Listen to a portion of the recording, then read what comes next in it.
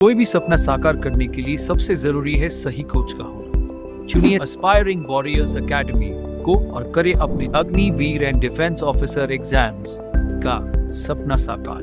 Download the app now.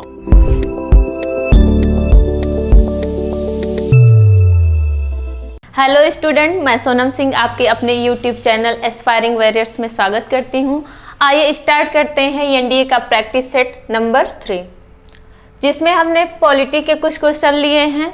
तो question number हम first की बात करते हैं। दिया गया है शोषण के विरुद्ध अधिकार से संबंधित प्रावधान संविधान के किस आर्टिकल में दिए गए हैं। तो सबसे पहले हम बात करते हैं, ये किसका टॉपिक है? फंडामेंटल राइट्स का टॉपिक है, मतलब मौलिक अधिकार का।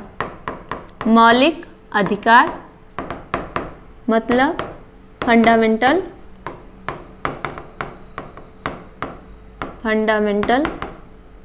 राइट्स। अगर हम ओरिजिनल कॉन्स्टिट्यूशन की बात करें, मूल संविधान की बात करें, मूल संविधान की, तो टोटल फंडामेंटल राइट्स हुआ करते थे 7 फंडामेंटल राइट्स। लेकिन क्या हुआ, 44 कॉन्स्टिट्यूशन अमेंडमेंट एक्ट के द्वारा क्या कर दिया गया, 1978 के द्वारा क्या कर दिया गया, इसमें संशोधन किया गया और जो 7 टाइप्स के जो फंडामेंटल राइट्स थे उनको हटा के 6 टाइप्स के फंडामेंटल राइट्स को मान्यता दी गई। और अगर हम बात करें 5th नंबर पे 7 प्रकार के थे, तो उसमें से जो हटा है वो कौन सा हटा है और किस संशोधन के द्वारा हटा, तो 44 कॉन्स्टिट्यूशन अमेंडमेंट एक्ट 1978 के तहत राइट्स टू प्रॉपर्टी का अधिकार हटा दिया गया है। मतलब यहाँ से हटा दिया गया है और ले जाके कहाँ जोड़ दिया गया है, राइट्स टू प्रॉपर्टी, जिसको क्या कहते हैं, संपत्ति का अधिकार, इसको हटा दिया गया है। कहाँ से? फंडामेंटल राइट्स से। और इसको कौन सा अधिकार बना दिया गया है?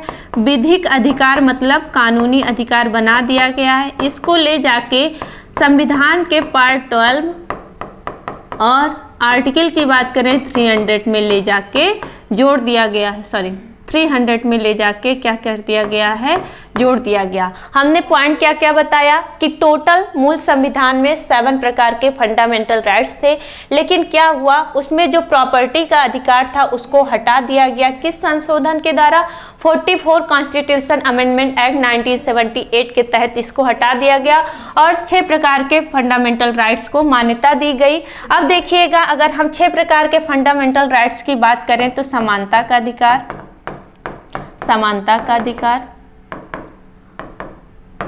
स्वतंत्रता का अधिकार,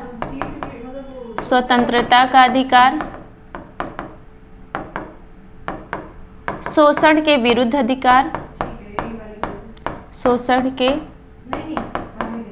अधिकार, धार्मिक स्वतंत्रता का अधिकार,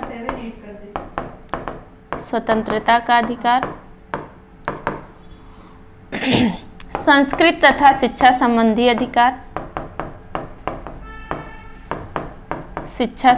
अधिकार, और संवैधानिक उपचारों का अधिकार,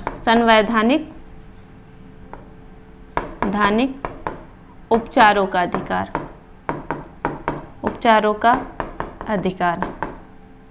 ये आपके टोटल 6 टाइप्स के फंडामेंटल राइट्स हैं, जिसमें से प्रॉपर्टी के अधिकार को हटा के एक कानूनी अधिकार बना दिया गया। इसको ले जाके पार्ट 12 और आर्टिकल 300 में जोड़ दिया गया है। ये 6 प्रकार के आपके फंडामेंटल राइट्स हैं। समानता का अधिकार कहाँ से कहाँ तक है? आर्टिकल 14 से लेके 18 तक जो है आपके समानता का अधिकार है। अगर हम स्वतंत्रता की अधिकार की बात करें तो आर्टिकल 19 से लेके 22 तक जो है आपका स्वतंत्रता का अधिकार है। अगर शोषण के विरुद्ध अधिकार की बात करें तो शोषण के विरुद्ध अधिकार 23 से लेके 25 तक जो है आपका क्या है, जो है समानता का अधिकार है। फिर उसके बाद आगे आपका धार्मिक स्वतंत्रता का अधिकार 25 से लेके 28 तक है। धार्मिक स्वतंत्रता का अधिकार, संवैधानिक अधिकार की, संस्कृत तथा शिक्षा संबंधी अधिकार की बात करें तो ये है आपका 29 से लेके 30 तक। और आर्टिकल 31 को हटा दिया गया है। और संवैधानिक उपचारों की बात करें तो आर्टिकल 32 से लेके 35 तक क्या है आपका संवैधानिक उपचारों का अधिकार। तो फिर से समझिएगा, मौलिक अधिकार पहले 7 प्रकार के थे, फिर 44 कॉन्स्टिट्यूशन अमेंडमेंट एक्ट 1978 के तहत इसको हटा दिया गया। कौन सा? राइट्स टू प्रॉपर्टी को ले जाके पार्ट 12 में और आर्टिकल अगर बात करें 300 में ले जाके जोड़ दिया गया और ये एक तरह का कानूनी अधिकार बना दिया गया। फिर उसके बाद अभी कितने प्रकार के फंडामेंटल राइट्स बचे थे? 6 प्रकार के फंडामेंटल राइट्स, जिसमें से है समानता का अधिकार, स्वतंत्रता का अधिकार, शोषण के विरुद्ध अधिकार, धार्मिक स्वतंत्रता का अधिकार, संस्कृत तथा शिक्षा संबंधी अधिकार, संवैधानिक उपचारों का अधिकार। जिसमें हमने बताया जो समानता का अधिकार है वो कहाँ से कहाँ तक? आर्टिकल 14 से लेके 18 तक है। फिर उसके बाद स्वतंत्रता का अधिकार 19 से लेके 22 तक है। शोषण के विरुद्ध अधिकार 23 से लेके 25 तक है। और अगर बात करें हम धार्मिक स्वतंत्रता का अधिकार तो 25 से लेकर 28 तक और संवैधानिक उपचारों का अधिकार 32 से लेकर 35 तक है। क्वेश्चन क्या पूछा गया? शोषण के विरुद्ध अधिकार से संबंधित संविधान के किस अनुच्छेद के तहत रखे गए हैं? तो आर्टिकल 15 तो है नहीं, 19 तो है नहीं, आर्टिकल क्या है? 23 एंड 24, यहाँ रहेगा 23 एंड 24। तो 23 आपका राइट आंसर हो जाएगा। आर्टिकल 23 में दिया गया शोषण के विरुद्ध अधिकार। तो आइए नेक्स्ट क्वेश्चन की बात करते हैं। क्वेश्चन पूछा गया निम्नलिखित में से किस अधिनियम में भारत में पहली बार द्विसदनीय व्यवस्था और प्रत्यक्ष चुनाव लागू किया गया था? तो इसका डायरेक्ट आंसर देखिए आप लोग, कौन सा है संशोधन? अरे यार क्या है ये? हाँ, भारत सरकार अधिनियम 1990 में क्या किया गया? प्रत्यक्ष चुनाव प्रणाली को लागू किया गया। अब नेक्स्ट क्वेश्चन की बात करते हैं। नेक्स्ट क्वेश्चन, हाँ, क्वेश्चन दिया गया है 2011 की जनगणना के अनुसार भारत का कौन सा जिला सबसे अधिक आबादी वाला था? तो ये क्वेश्चन तो सबको पता है कि कौन सा था। महाराष्ट्र का ठाणे जिला जो है सबसे अधिक आबादी वाला था। इसमें आंसर कौन सा हो जाएगा? बी आंसर सही हो जाएगा। चलिए नेक्स्ट क्वेश्चन की बात करते हैं हम। नेक्स्ट क्वेश्चन की बात करते हैं, संविधान में निम्नलिखित में से कौन सा अनुच्छेद धन विधेयक को परिभाषित करता है? तो सबसे पहले हम बात कर लेते हैं धन विधेयक मतलब मनी बिल। धन विधेयक,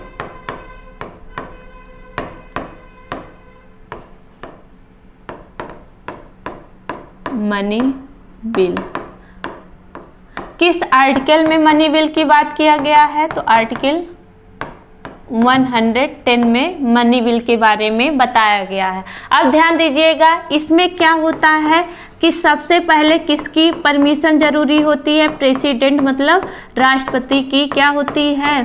परमिशन। प्रेसिडेंट सबसे पहले राष्ट्रपति क्या करेगा? परमिशन देगा। और ये सबसे पहले कहाँ जाएगा? इस विधेयक को कहाँ लेके जाया जाएगा? लोकसभा में। सबसे पहले इस विधेयक को लोकसभा में लेके जाया जाएगा।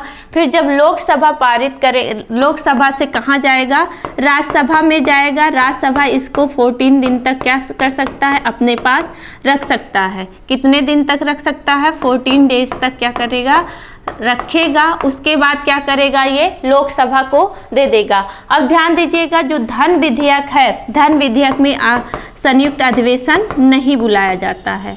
धन विधेयक में संयुक्त अधिवेशन नहीं बुलाया जाता। संयुक्त अधिवेशन जिसको ज्वाइंट सेशन बोलते हैं, ज्वाइंट सेशन, संयुक्त अधिवेशन नहीं बुलाया जाता। राष्ट्रपति इसको पुनर्विचार के लिए भी नहीं ले सकता। पुनर्विचार के लिए नहीं लौटा सकता। तो इसमें कौन कौन सा पॉइंट याद रखना? धन विधेयक किस आर्टिकल में है? 110 में है। किसकी परमिशन से राष्ट्रपति की परमिशन से सबसे पहले लोकसभा में आएगा कि राज्यसभा में आएगा? तो सबसे पहले लोकसभा में आएगा। लोकसभा से कहाँ जाएगा? राज्यसभा में। राज्यसभा कितने दिन तक इसको अपने पास रख सकता है? 14 डेज तक ही अपने पास रख सकता है। और इसमें एक पॉइंट और याद रखिएगा कि इसमें संयुक्त अधिवेशन नहीं बुलाया जा सकता है। अगर हम बात करें संयुक्त अधिवेशन की, तो संयुक्त अधिवेशन किस आर्टिकल में है? 108 में है। राष्ट्रपति इसको पुनर्विचार के लिए भी क्या नहीं कर सकता? लौटा नहीं सकता है। तो क्वेश्चन पूछा गया है, संविधान में निम्नलिखित में से कौन सा अनुच्छेद धन विधेयक को क्या करता है? परिभाषित करता है। तो 110 में जो है क्या कहा गया? धन विधेयक को परिभाषित किया गया है। ये पॉइंट याद रखिएगा धन विधेयक के बारे में। नेक्स्ट क्वेश्चन की बात करते हैं। क्या दिया गया है? निम्नलिखित में से राष्ट्रपति आपातकाल के समय किस मूल अधिकार को निलंबित नहीं कर सकता है? तो आप जानते हैं जो आर्टिकल 20 और 21 है, आर्टिकल 20 और 21 है, आर्टिकल 20 और 21, राष्ट्रपति किसी भी कंडीशन में इसको निलंबित नहीं कर सकता। तो 20 तो दिया नहीं गया, 21 दिया गया। तो राइट आंसर क्या हो जाएगा आपका? 24 का ए आंसर सही हो जाएगा। चलिए नेक्स्ट क्वेश्चन की बात करते हैं। हाँ, क्वेश्चन नंबर 25 पढ़िएगा। भारतीय संविधान के किस अनुसूची में उच्च न्यायालय के न्यायाधीशों की क्या की गई है? शपथ की बात की गई है। तो आप जानते हैं कि जो मूल संविधान था, जो ओरिजिनल कॉन्स्टिट्यूशन था, मूल संविधान, उसमें टोटल कितने प्रकार की अनुसूची मतलब शेड्यूल थे? शेड्यूल मतलब अनुसूची। 8 प्रकार की अनुसूचियां थी। लेकिन फिर क्या होता है? इसमें संशोधन होता है और 4 प्रकार की अनुसूचियों को और ऐड किया जाता है। 4 प्रकार की और अनुसूचियों को ऐड किया जाता है। तो कितने टोटल, अगर ओरिजिनल कॉन्स्टिट्यूशन की बात करें तो 8 अनुसूचियां थी, लेकिन अगर प्रेजेंट टाइम में देखा जाए तो टोटल कितनी है? 12 अनुसूचियां हैं। तो आपसे पूछा जा रहा है किस अनुसूची में न्यायाधीशों के लिए शपथ की बात की गई है? तो कौन सी अनुसूची सही हो जाएगी? अगर हम बात करेंगे, पहली अनुसूची में संघ एवं राज्य क्षेत्र है, दूसरी अनुसूची में और तीसरी अनुसूची की बात करें तो तीसरी अनुसूची में क्या किया गया है? शपथ की बात की गई है। तीसरी कसम मतलब शपथ। तो याद रखिएगा तीसरी अनुसूची में शपथ की बात की गई है। अब नेक्स्ट क्वेश्चन की बात करते हैं। नेक्स्ट क्वेश्चन में क्या दिया गया है? हाँ, आज से पूछा गया किस देश से हमने अपने संविधान में समवर्ती सूची की अवधारणा ली? हमने कहा अभी आपसे कि टोटल कितने प्रकार की, अगर करंट में देखा जाए अनुसूचियां हैं, 12 प्रकार की अनुसूचियां हैं। तो किस अनुसूची में हमने समवर्ती सूची किस अनुसूची में है? तो अनुसूची 7 शेड्यूल, कौन सी? 7 शेड्यूल में क्या क्या है? 3 प्रकार की सूचियों की बात की गई है। 3 प्रकार की सूची की बात की गई है। अब 3 प्रकार की सूची कौन कौन सी है? तो ध्यान दीजिएगा। एक है संघ सूची जिसको यूनियन लिस्ट कहते हैं। एक है राज्य सूची जिसको स्टेट लिस्ट बोला जाता है, स्टेट लिस्ट। और एक है समवर्ती सूची जिसको क्या बोला जाता है? Concurrent list.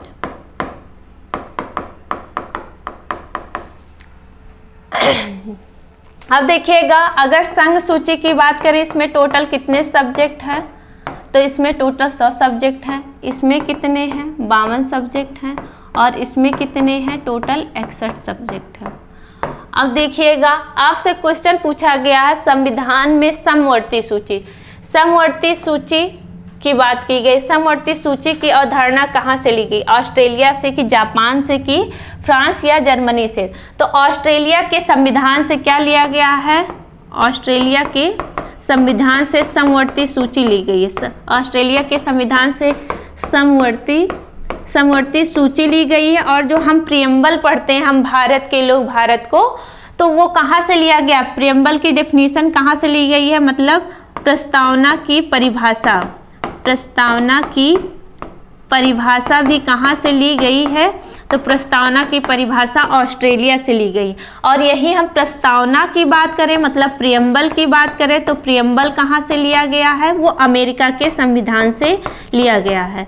प्रियम्बल अगर पूछा जाए, प्रस्तावना पूछा जाए तो अमेरिका के संविधान से लिया गया, और प्रियम्बल की डेफिनेशन पूछी जाए तो कहाँ से लिया गया? ऑस्ट्रेलिया के संविधान से। ऑस्ट्रेलिया के संविधान से समवर्ती सूची भी ली गई है। तो क्वेश्चन क्या पूछा गया है? किस देश से हमने अपने संविधान में समवर्ती सूची की अवधारणा उधार ली है? तो ऑस्ट्रेलिया के संविधान से हमने क्या किया है? उधार लिया है।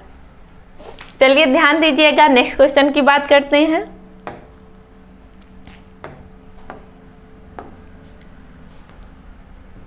हाँ, पूछा गया है नाबार्ड का विस्तृत रूप क्या है? नाबार्ड का फुल फॉर्म आपसे पूछा गया है। तो ध्यान दीजिएगा, अगर हम नाबार्ड की बात करें, चलिए ध्यान दीजिएगा, अगर हम नाबार्ड की बात करें, नाबार्ड का अच्छा फुल फॉर्म पूछा गया है।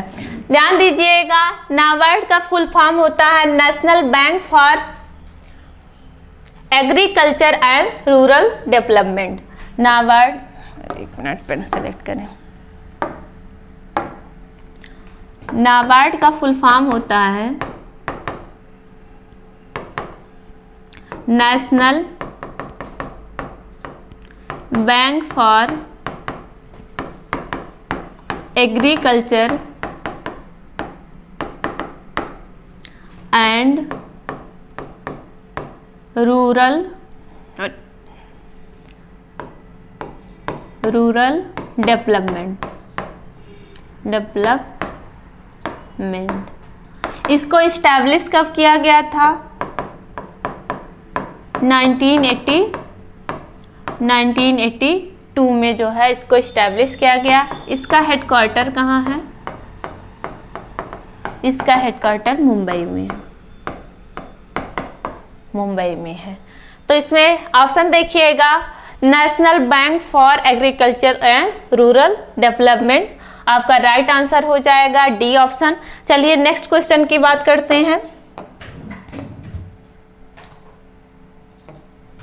हाँ, निम्न में से किस अनुच्छेद के अंतर्गत राज्यपाल को अध्यादेश जारी करने की शक्ति प्रदान है?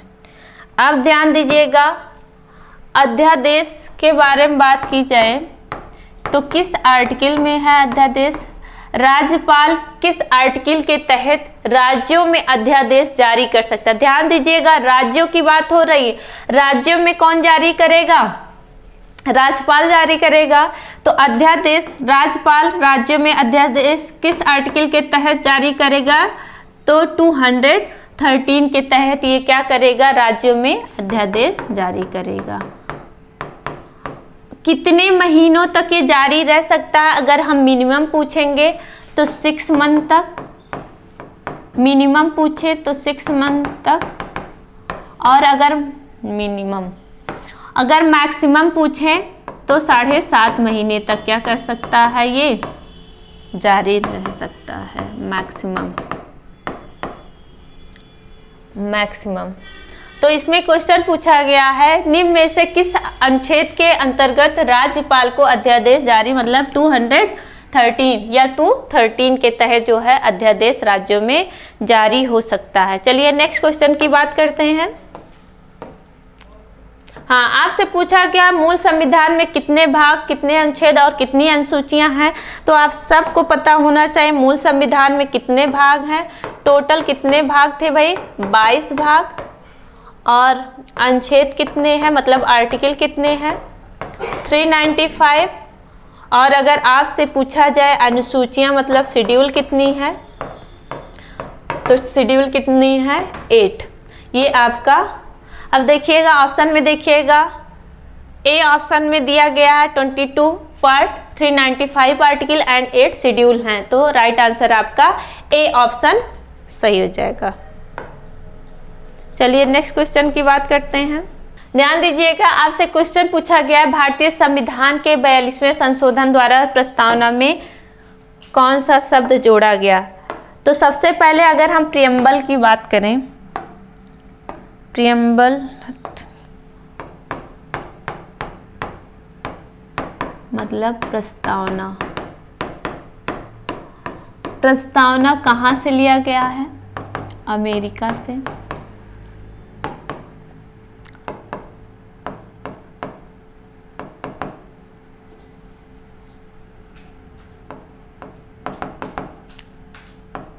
डेफिनेशन ऑफ प्रियम्बल, प्रस्तावना की परिभाषा कहाँ से ली गई है? तो ये कहाँ से? ऑस्ट्रेलिया से लिया गया है, ऑस्ट्रेलिया से लिया गया है। 22nd कॉन्स्टिट्यूशन अमेंडमेंट एक्ट 1976 के तहत 3 वर्ड जोड़े गए थे। कौन कौन से? सामाजिक,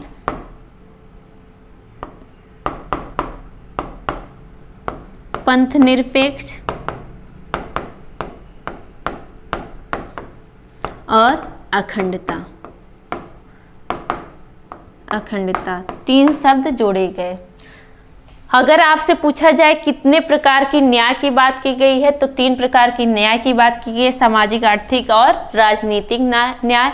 अगर आपसे पूछा जाए कितने प्रकार की स्वतंत्रता की बात की गई है, तो ध्यान दीजिएगा प्रियम्बल में आपसे क्वेश्चन क्या पूछा गया, 42वें संविधान संशोधन के द्वारा कितने शब्द जोड़े गए थे?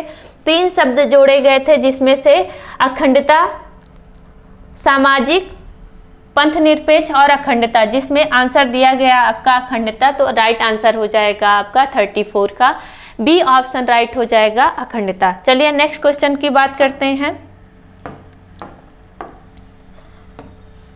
किस संविधान संशोधन द्वारा मतदाता की आयु 21 वर्ष से घटाकर 18 वर्ष कर दी गई? तो 69 कॉन्स्टिट्यूशन अमेंडमेंट एक्ट के तहत जो है क्या कर दिया गया था? मतदाता की आयु 21 से बढ़ाकर 18 वर्ष कर दी गई थी। तो आपका राइट आंसर हो जाएगा ए ऑप्शन। चलिए नेक्स्ट क्वेश्चन की बात करते हैं। दंड प्रक्रिया किस सूची का विषय है? अभी हमने बताया कि शेड्यूल 7 में 3 प्रकार के लिस्ट की बात की गई, यूनियन लिस्ट, स्टेट लिस्ट और कंकरेंट लिस्ट। तो आपसे पूछा गया है दंड प्रक्रिया किस सूची का विषय है? तो आप समवर्ती सूची, अभी आप सुने थे समवर्ती सूची, समवर्ती सूची जिसको क्या बोलते हैं? Concurrent list. यहाँ से आपका सीआरपीसी लिया गया है। सीआरपीसी मतलब दंड प्रक्रिया संहिता। हाँ, क्वेश्चन नंबर 36। इसमें कहा गया दंड प्रक्रिया किस सूची का विषय है? हमने आपको शेड्यूल 7 की बात की थी। शेड्यूल 7 मतलब अनुसूची 7। इसमें हमने 3 प्रकार की लिस्ट के बारे में बताया था। कौन कौन सी? संघ सूची, राज्य सूची और समवर्ती सूची। हमने कितने प्रकार की लिस्ट के बारे में बताया था? 3 प्रकार की लिस्ट के बारे में बताया था, जिसको हमने यूनियन लिस्ट नाम दिया था। यूनियन लिस्ट, स्टेट लिस्ट और कंकरेंट लिस्ट। इसमें हमने आपको बताया 100 सब्जेक्ट हैं, इसमें 61 सब्जेक्ट हैं और इसमें आपके 52 सब्जेक्ट हैं। जिसमें से अगर हम सीआरपीसी की बात करें, मतलब दंड प्रक्रिया संहिता की बात करें, तो दंड प्रक्रिया संहिता किस सूची का विषय है? आपके समवर्ती सूची का विषय है। दंड प्रक्रिया संहिता सीआरपीसी। दंड प्रक्रिया संहिता जो है समवर्ती सूची का विषय है। तो आपका राइट आंसर क्या हो जाएगा? सी ऑप्शन सही हो जाएगा, समवर्ती सूची का विषय है। तो आज आप लोगों ने देखा कि आपका ये पॉलिटी का प्रैक्टिस सेट था। अगर आपको ये क्वेश्चन चाहिए होगा तो आप हमारे टेलीग्राम ग्रुप एस्पायरिंग वॉरियर से जुड़ सकते हैं। आपको लिंक नीचे दिया होगा, आप उस पर जाके जो है सब्सक्राइब कर दीजिएगा चैनल। तो आज के लिए इतना ही। थैंक यू एंड जय हिंद। कोई भी सपना साकार करने के लिए सबसे जरूरी है सही कोच का होना। चुनिए एस्पायरिंग वॉरियर्स एकेडमी को और करें अपने Agniveer and defence officer exams का सपना साकार। Download the app now.